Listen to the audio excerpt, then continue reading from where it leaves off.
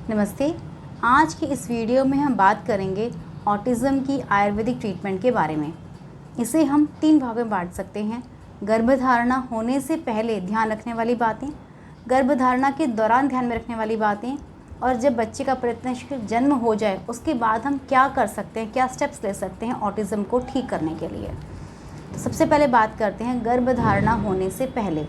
आयुर्वेद में बीज शुद्धि बताया गया है। बीज शुद्धि का मतलब होता है कि जो पू बीज है, पुरुष बीज है, और जो महिला का जो बीज है, स्त्री बीज है, उन दोनों को शुद्ध करने के लिए बीज शुद्धि की जाती है। कुछ पंचकर्मा थेरेपीज़, कुछ डाइट की रिस्ट्रिक्शंस रहती हैं, उन्हें 2 से 3 महीने के लिए पेशेंट को पहले, या जो भी कपल है उन्हें बताया जाता है।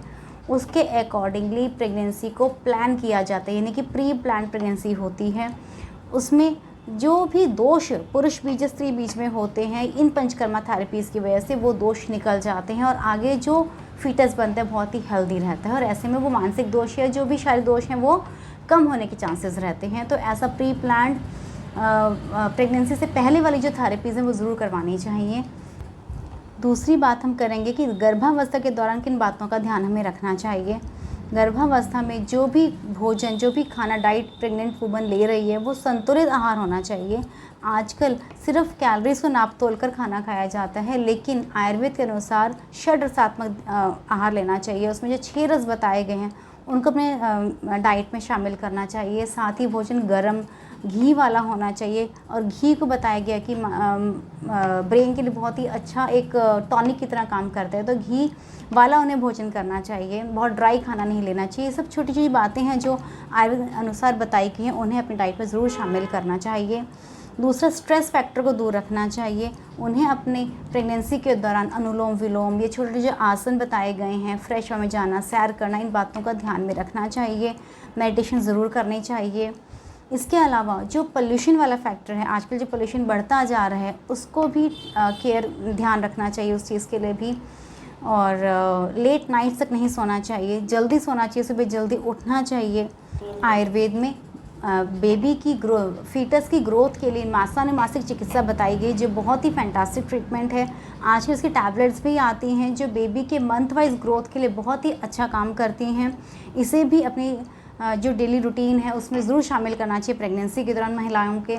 इसके अलावा 4th मंथ से ही स्वर्ण प्राशन दिया जाता है, जो कि बच्चे के ब्रेन के सेल्स को ग्रो करने के लिए बहुत ही अच्छा काम करता है। ये भी हर महिला को स्वर्ण प्राशन अपने आसपास के आयुर्वेदिक केंद्र से ज़रूर लेना चाहिए। इसके अलावा संगीत उपचार, संगीत जो हेल्दी म्यूज़िक है वो ज़रूर सुनना चाहिए। अपनी हॉबीज़ पर ध्यान देना चाहिए। जो भी इनकी हॉबी है उसके लिए 15 से 20 मिनट ज़रूर रोज़ निकालने चाहिए। हर प्रेग्नेंट महिला को प्रेगनेंसी के दौरान ओमकार ज़रूर करना चाहिए। 3 से 5 बार सुबह या शाम को ओमकार करने से उसकी पॉजिटिव वाइब्रेशंस बेबी तक पहुंचती हैं, और इसका बहुत ही अच्छा उनकी मेंटल हेल्थ पर, फीमेल खुद की भी और बेबी की भी मेंटल हेल्थ पर बहुत ही अच्छा असर पड़ता है। इसके अलावा मात्रा बस्ती ट्रीटमेंट जो प्रेगनेंसी में की जा सकती है वो भी पेशेंट ज़रूर करवा सकते हैं, प्रेग्नेंट महिलाएं करवा सकती हैं, जिसकी वजह से उनके शरीर में वात दोष बैलेंस रहता है, और इसकी वजह से आगे कोई सी तरह वात के दोष, जो हाइपर एक्टिविटीज़ बेबी देखी जाती हैं, वो आगे देखने को नहीं मिलती। ऐसी बहुत सारी ट्रीटमेंट्स जो आयुर्वेद में प्रेगनेंसी के दौरान की जाती हैं उन महिलाओं को ज़रूर करवानी चाहिए, इसका लाभ ज़रूर लेना चाहिए। अब हम बात करेंगे कि जो बच्चा बर्थ के बाद जब पता चलता है हमें कि उसे ऑटिज़म है या कोई बिहेवियर डिसऑर्डर है, तो हम क्या स्टेप्स ले सकते हैं, क्या आयुर्वेदिक ट्रीटमेंट कर सकते हैं। सबसे पहले तो हमें ये ध्यान में रखना चाहिए कि हमें उस बच्चे के ब्रेन पर काम करना है। जब किसी पेरेंट को पता चलता है कि उसके बच्चे को ऑटिज़म है, वो प्रॉपर उसका बिहेवियर नहीं ग्रो कर रहा, तो सबसे पहले वो स्पीच थेरेपी या ऑक्यूपेशनल थेरेपी इसके लिए भेजना शुरू कर देते हैं। लेकिन नहीं, सबसे पहले उसके ब्रेन की डेवलपमेंट पर आप काम शुरू कीजिए। उसके लिए आयुर्वेद का स्वर्ण प्राशन सबसे अच्छा है।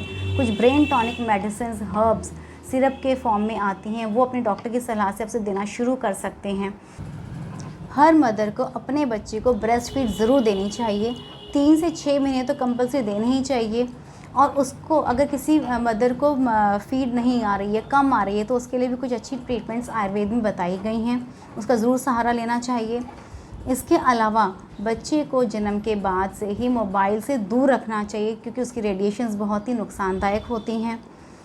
इसके अलावा आयुर्वेद की कुछ ट्रीटमेंट्स हैं, जैसे कि नस्य, शिरोधारा या शिरोपिचू, सिर के ऊपर एक पट्टी रखना जिसके ऊपर ऑयल की धारा की जाती है, बहुत ही बेनिफिट करता है, वात दोष को बैलेंस आउट करता है।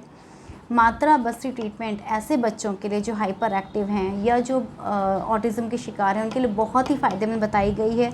इस मात्रा बस्ती ट्रीटमेंट कुछ समय के लिए लगातार करना होता है।